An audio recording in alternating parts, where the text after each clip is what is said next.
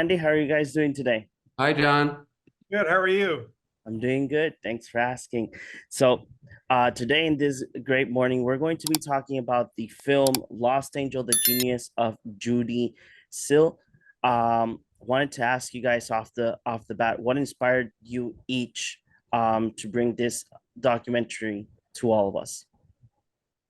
I think just the beauty and the relentless uplift in Judy's music. Okay.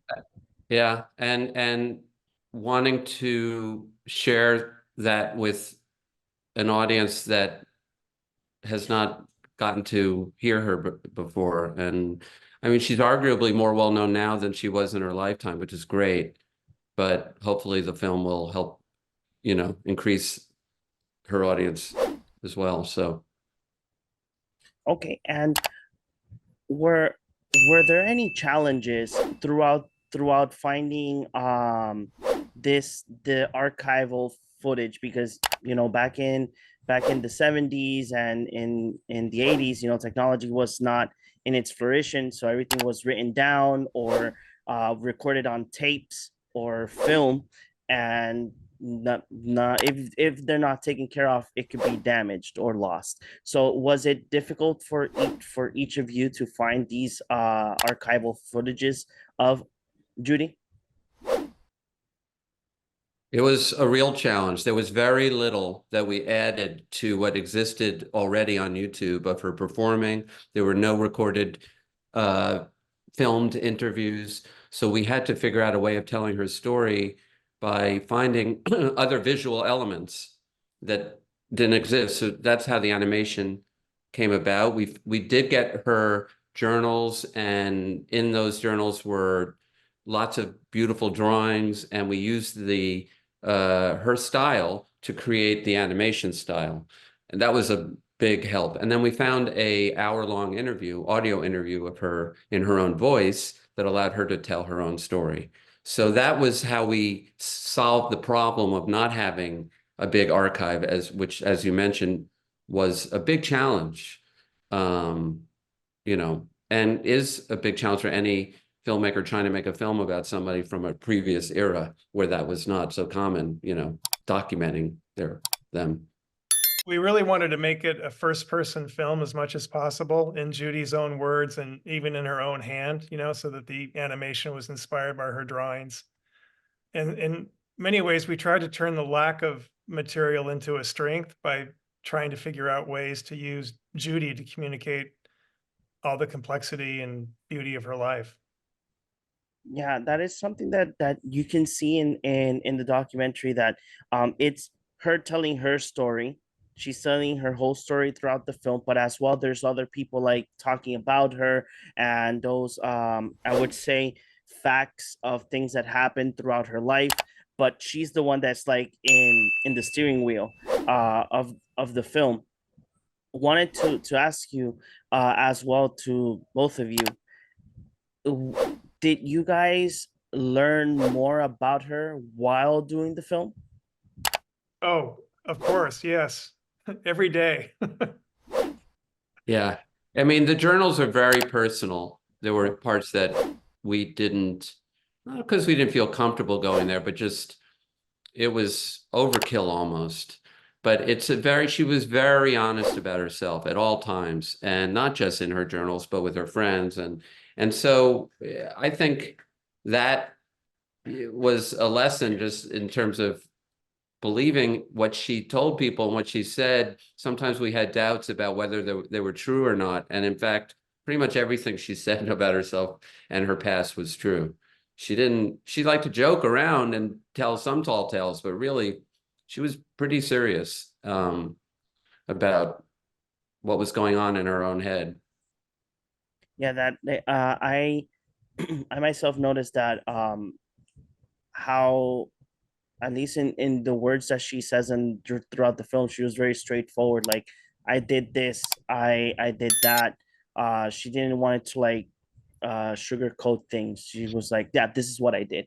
And that's a really nice tone that I have from the film, because other documentaries don't want to talk about the nit and gritty of some artists, that is part of their life as well. They just want to show you the good things. And this one, you guys have a very great balance inside of it. I wanted to ask you, this is more of a personal question. I would like your opinion on it, because something that you mentioned, Andy, Judee is getting more attention now than before.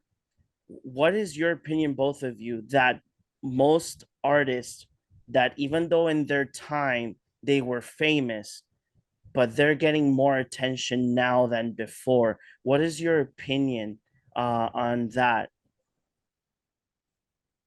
I think Judee tapped into something timeless in her music. I think it's why we all respond to it. And people are hungry for something deep and true and beautiful. And she has all that.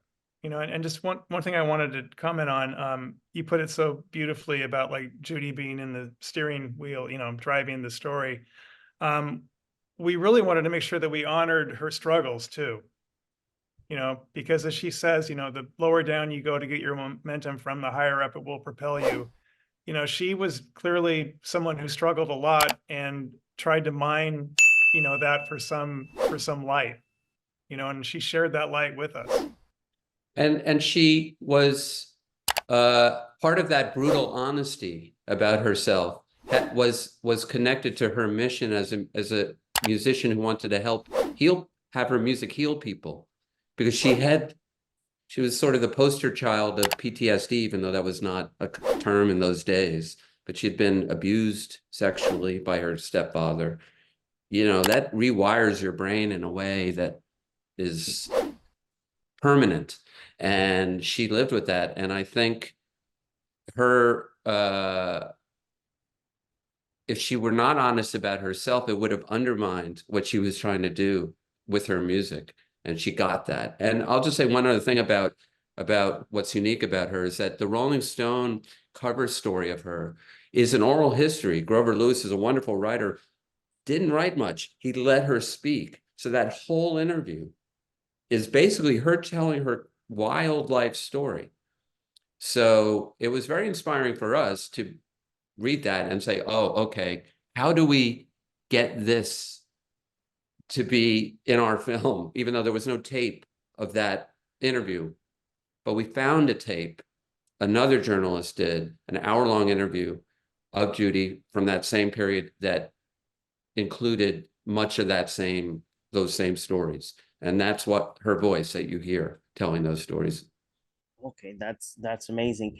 And how long did it take you both to bring this documentary to what it's now? Because I know that documentaries, let it be for anything, it takes years of finding footage or recording footage or finding the permission to find the people that you're going to interview. How long did it take you guys to get to this final product? Only 10 years. I'm not joking. Wow, that Brian? long. We did our first round of interviews in December of 2013.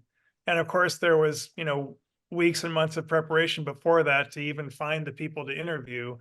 And it's not like we worked on it full time all those years, but it's a continual process of discovery. And there's the kind of detective work of finding the people who really knew Judee and, convincing them to do an interview. And you slowly start to kind of accumulate credibility within that community, and more people come out of the woodwork, and, you just kind of keep going. And a huge challenge we faced was trying to schedule interviews with traveling musicians, which took years and years, but we were very lucky to get, the participation of all the great people you see in the film.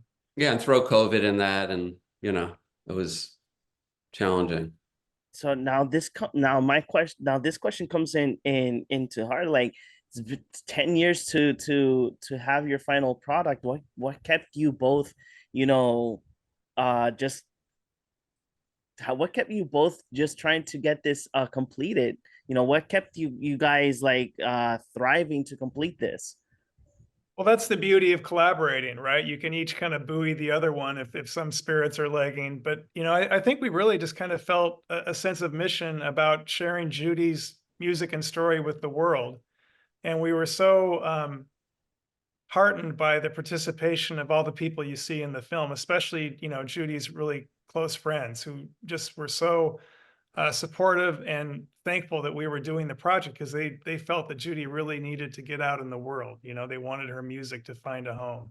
I think it's also a measure of how passionate you are about something, that you will work on it with and be able to put aside in your mind how long it might take and how much it might cost. You have to live in a state of delusion to some degree. And you can only do that if you're really, really psyched about what you're working on. And I'm speak for Brian, I think we love Judy's music as much, if not more now than we did when we started. So that never sagged, that, love of her and her music. And That's her amazing. story too. Yeah, I yeah. think equally as incredible as her music is, I would say her life story is just as important, and it has just as much to offer us.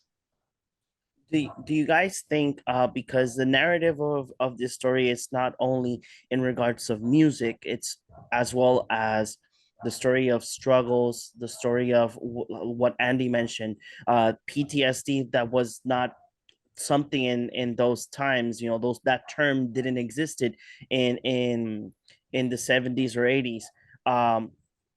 What you guys think that the people and the audience will take out of this film? That Well, I think they'll take away, Judy's last words to us in the film as she sings "Loping Along Through the Cosmos." However we are is okay.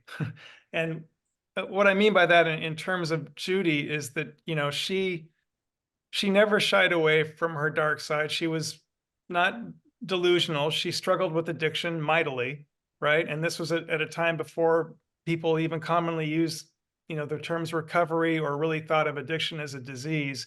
And yet she always kept working and writing. We have her journals, and 3 days before she died, she was writing a song. So she, in many ways, never gave up on herself. Yeah, the perseverance through suffering, despite the fact that she had a disease of addiction that ultimately won. She didn't want to die. The last thing she wanted to do was die of an OD, but she couldn't control the addiction because that's the nature of addiction. And so the fact, as Brian just mentioned, that she was continuing to write up until the last days of her life, and in the film, she mentions the worst way to die is of an OD, because you'll be in limbo for 100 years. She believed this, and the worst part of that, she says, is that you'll be bored. So I think we had this sort of idea that the film, in some metaphysical way, might now release her, from limbo, and that's the last image of her floating off, that she's sort of free now to go, symbolically at least. Is there any moment on this film that you guys um take to heart? That it's a moment of this documentary that it's here always for until the end of time. Hmm. Well, I just have to say her performance of the kiss, which was Yeah, really the impetus for us making the film in many ways. yeah. That's what turned us on to Judee. Um, The live performance of it, yeah, yes. the live, Yes. yeah, old gray whistle test.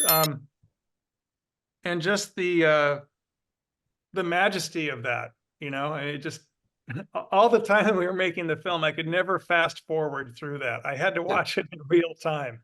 right. It's just so powerful. I think, yeah, she in that performance, it seems like she's containing all the heaviness of the world on herself, and she's trying to heal us all in that moment of that heaviness that is, and she looks that way when you're watching it. I think that's part of what's so powerful about, for people who are introduced to Judee from that video, that, effect is largely because of how she appears in it. It's just such a heavy, heavy song she's singing, and she's seems to be in a very I don't want to say tortured, but